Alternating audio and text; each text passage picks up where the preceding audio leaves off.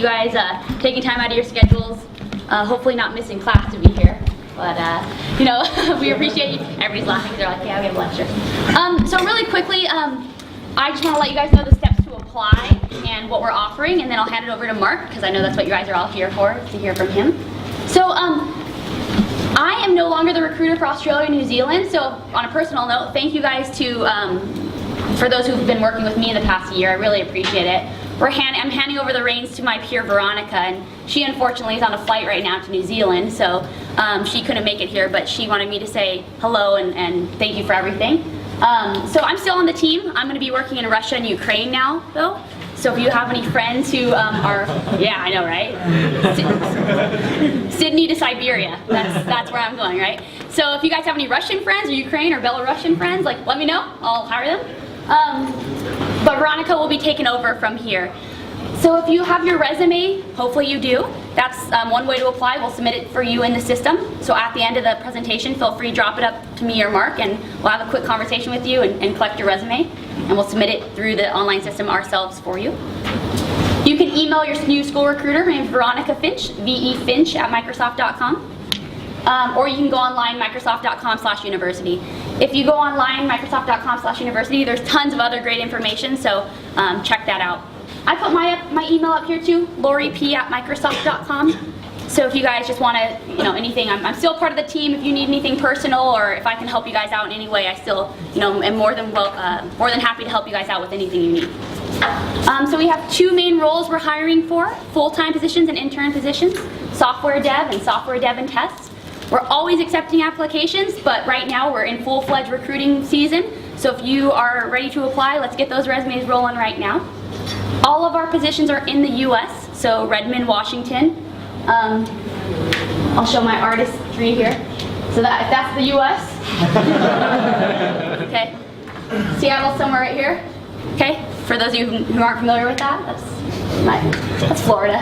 So that's where Seattle is. So all our positions are there. If you're only interested in staying in Sydney, we have technical, sales roles, marketing, and so non-technical roles, basically, in Australia only. We don't have a dev center here. So you have to go to the US, and I have some options in Europe if you are obsessed with Europe and want to go there. But it's really great to be at our headquarters and get experience there. Our internships, like our full-time positions, are paid. We'll fly you there for free. We'll subsidize your housing. We'll give you a lot of great benefits for being a member of Microsoft. Right off the bat, are there any questions about that? How to apply? So her email again is vefinch, Veronica Finch, or microsoft.com/university. And then my email is Lauri, Laurip, @microsoft.com if you need anything from me. But like I said, pleasure working with all your students in Australia, UNSW, and special place in my heart. So I really appreciate you guys, and hope to see you in the future. So I'm going to hand it over to Mark Staveley. He is a senior SDET at Microsoft, currently on the Xbox One team. So, Mark. Thank you, Lauri. You're welcome.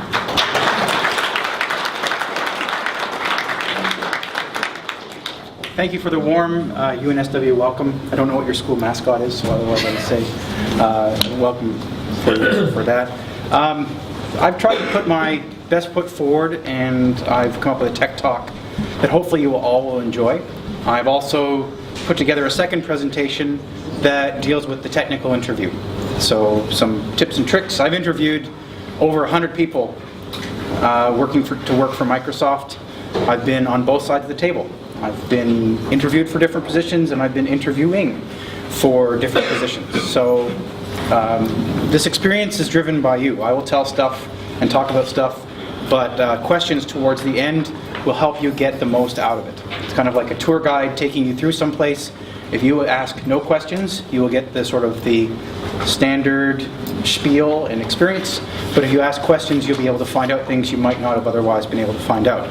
So, in talking about questions, I just apologize for erasing Lauri's fine art piece, but I've got some space here on the board, and I'd like to get a sense of the types of questions or things that people would like to get out of this presentation before I start. So that way, once I've gone through the presentation, I can loop back and have some questions already to answer, and to make sure that you come away with a great experience and have questions that you want to answer. Yes? Yeah, I was wondering what companies like Microsoft look for when they're looking to rate upload and like. Okay. But if you like also that. Okay. So we could say, how do you differentiate yourself from other people?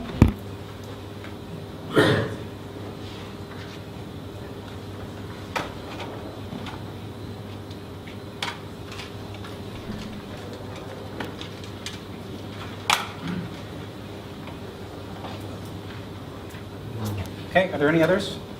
Yes? I was just wondering what it is like to work at Microsoft. Okay.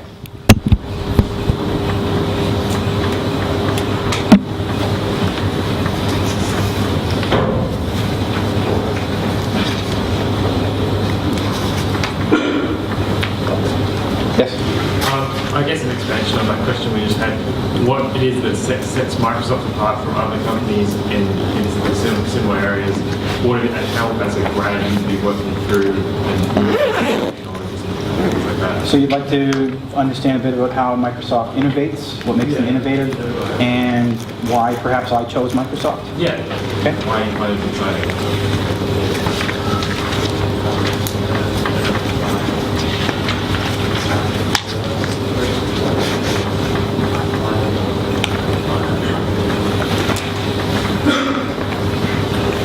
I'll take two more. Unless there are no more. Yes?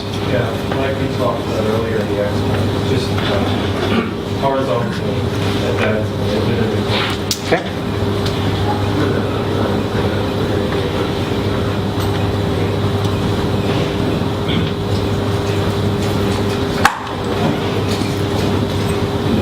Okay. I'll start my talk. Thank you. Those are great questions. I appreciate the audience engagement. So a little bit about me, sort of a bit of my background. I've had not a very traditional path to Microsoft. Firstly, I'm Canadian, so I can talk about it later, but went through all the immigration stuff to get to Microsoft, moving countries, everything like that. But I'm going to wheel it right back, and it's a long time ago, to when I was finishing up high school and going to university. I went to school in Canada. I was an Ontario scholar, got my pick of universities, went to Queen's University in Canada for my bachelor's degree and started out as a mechanical engineer.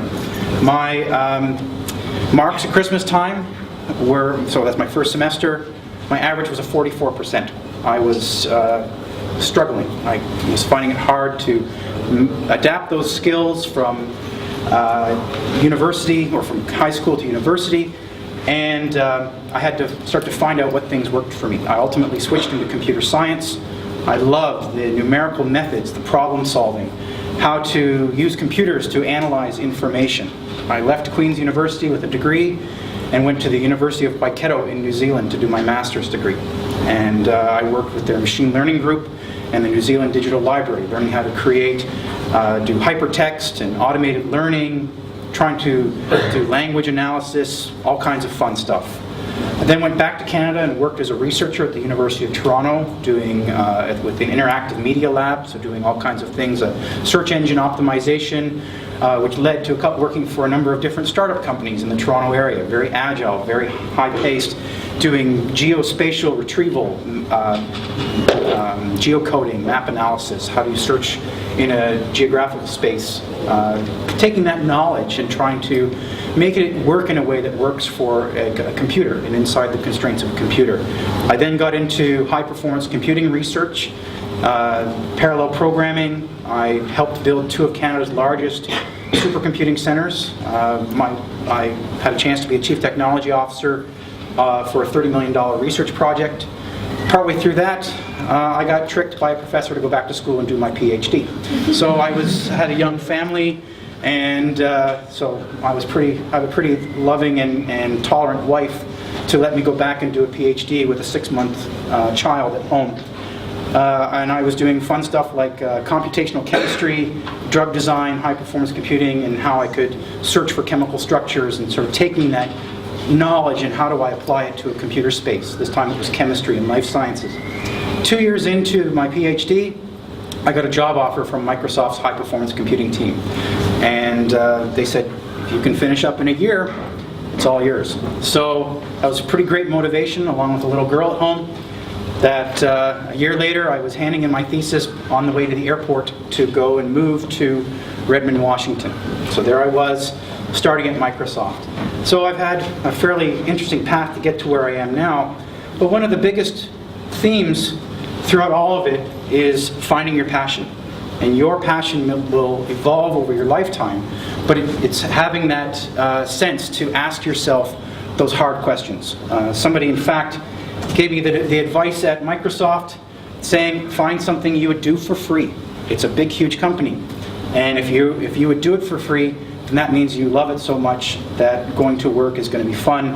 And because it's fun, you're going to grow and you're going to succeed and have a great time. So some of the areas that I found fascinating were everything from information retrieval theory, machine learning, high-performance computing, computational chemistry, scientific computing, and big data. So this led me to Microsoft on their high-performance computing team. At the time, it was a very innovative space, and Microsoft said, hey, we want to bring Microsoft to this space. It had traditionally been Linux only with Beowulf clusters or SGI, right, Cray, those kind of things, and Microsoft is like, hey, we can do this. We can enable researchers, we can enable scientific computing, let's see what they can do. So I was hired as a test engineer to come and to start to push the boundaries. I had good computer science skills, so I could understand how the programs were being created, but then I had that domain knowledge at the same time, so I could start to write chemistry applications to stress the machines, and the chemistry applications were just like what researchers or the actual customers would be doing. And for me, that type of challenge as an SDET was basically, here's your feature area, go test it. Come up with a plan, something that makes sense. So on one hand, you're validating the work that the developers are doing, but you're also validating the decisions that the product is taking. Are they doing the right things for customers? Microsoft is a very flexible space, and I've been able to do all kinds of things at Microsoft. I've grown from being on the high-performance computing team, which grew into the technical computing organization, which added in parallel programming tools, debuggers, ways of combining tools like MATLAB and statistical packages with Excel so that we could enable people that didn't have to be these uber programmers. They could start taking their science and making it work in something as simple as Excel. I got into cloud-based systems, so I started working not only on these big machine rooms on-premise, but then deploying to machines all over the world. Azure's worldwide. Then I was looking for another challenge. And as I had worked at Microsoft, I had made friends, and some of my friends were in the Xbox organization. They came to me and said, Mark, we've got some problems only a PhD would love. I then moved and started doing very hard dynamic architecture translation. I will say that I'm under quite a strict non-disclosure agreement, so there may be questions and things that or if I get asked questions, I'll push back on them because I'm not allowed to tell you. I really like my job and I don't want to lose my job. But if I can tell you something, I will, or at least I'll direct you to the right spot. But some of the projects that I worked on over in the Xbox team was relating to dynamic architecture translation. So all I'll say is that the Xbox 360 has a PowerPC chip in it. The Xbox One has an x64 based architecture. We need to understand both to make a great gaming system and understand where we've come from. And then morphing into working with first-party game studios to validate their code and test these game engines so that when the Xbox One launches and when these titles launch, it's a fantastic gaming experience just like you're used to today on the 360. And as well, some of the stuff I've been brought into to work on is, you've seen Internet Explorer work on mobile phones, you've seen Internet Explorer work on your Windows 8 desktop. You can imagine all the standards, performance, compliance that's involved with making something like a web browser engine work on the Xbox One. So I've also been brought in to tune and debug and make sure that we have a great performant and compliant experience on that. So it's really neat how I've been able to bounce around and do all kinds of different things. Again, it's following your passion. That's something to always reflect back on.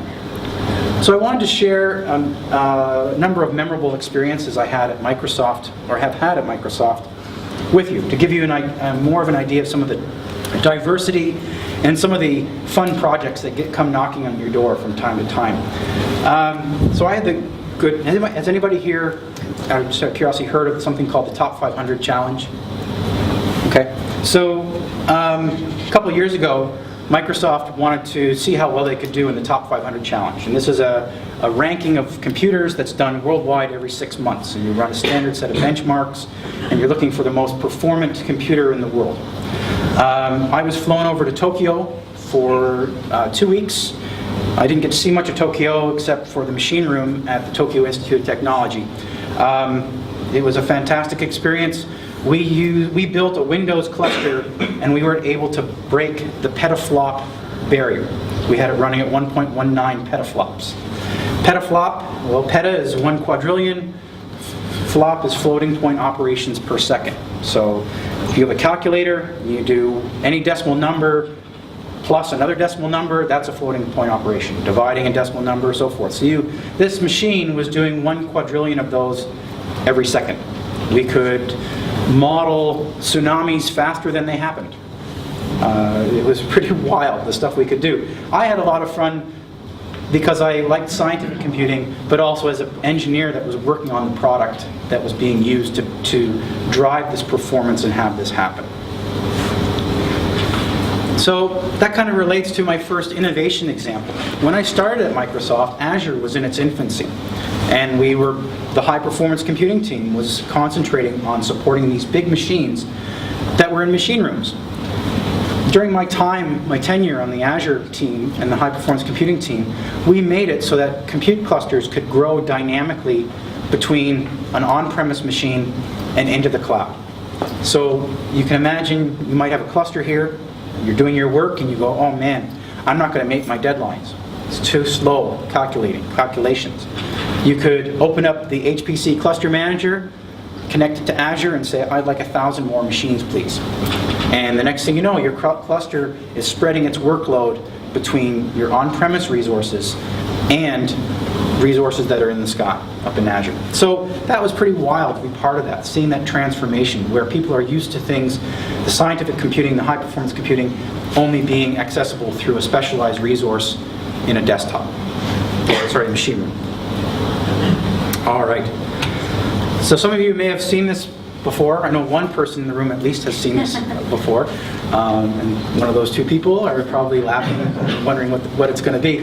So to lighten things up, and I'll be doing more of these in the interview prep session that's happening later, is just a little bit of a pop quiz. Sort of, I don't expect people to answer this.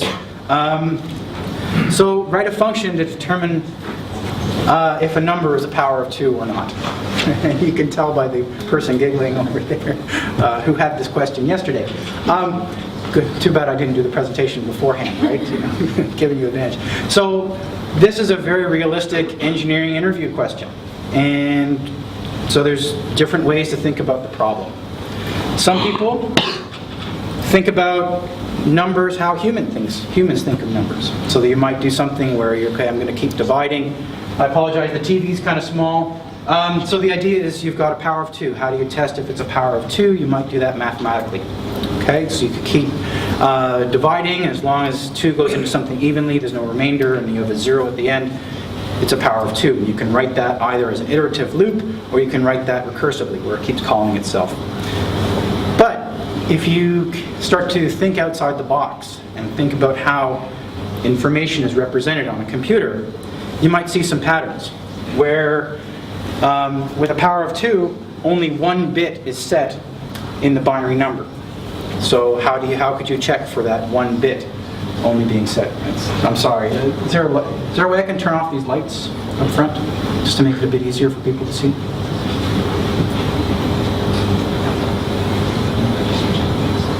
All right, I'll keep going. It's no worries.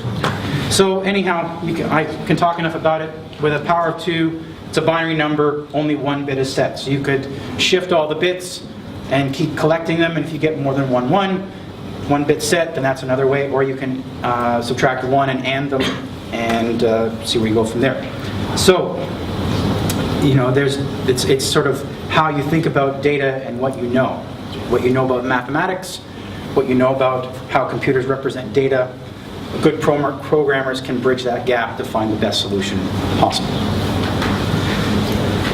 So, on to memorable experiences at Microsoft, my second one that I'm going to talk about. So, high performance computing, another thing that it can be used for is video rendering. Who here's played Halo 4? Anybody? Played any of the Halo games? Okay. So you know who, you might have seen these things before. My manager on my team knew that I had done work with large-scale high-performance computing systems before, and Studio 343 at Microsoft was in a bit of a panic because they were having trouble getting machines to do all the number crunching and processing for the video rendering for Halo